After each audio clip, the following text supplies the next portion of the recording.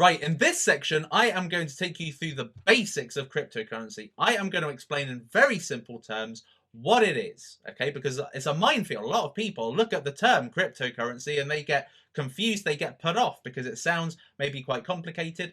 I'm going to make it sound really simple so that you understand it. So if you know about cryptocurrency already, this section is probably not for you. This is really explaining right back to the basics. What is crypto? What is Bitcoin? What's Ethereum? What are altcoins and all that kind of thing? So if you already know about that, you may want to skip this section. But if you're a beginner, this is perfect for you. So what is cryptocurrency? Essentially, it is digital currency, okay? It's not physical currency. It's not like coins. It's not like paper notes. It's not gold. It's not something tangible that you can hold and you can store and you can go to a shop and give some coins or give some banknotes. So you can't do that. It's digital. It basically is stored online. So you can't touch it.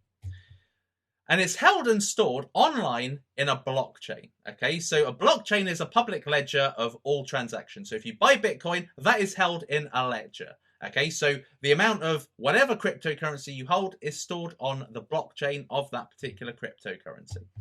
It's decentralized. Now, this is probably the key word in cryptocurrency, decentralized, which means it's free of bank and government control. Okay, it's not impacted by all of the things that money is impacted by, like recessions and like inflation and cost of living and all that kind of thing. So basically, it's decentralized. It is not controlled by banks. It's not controlled by governments.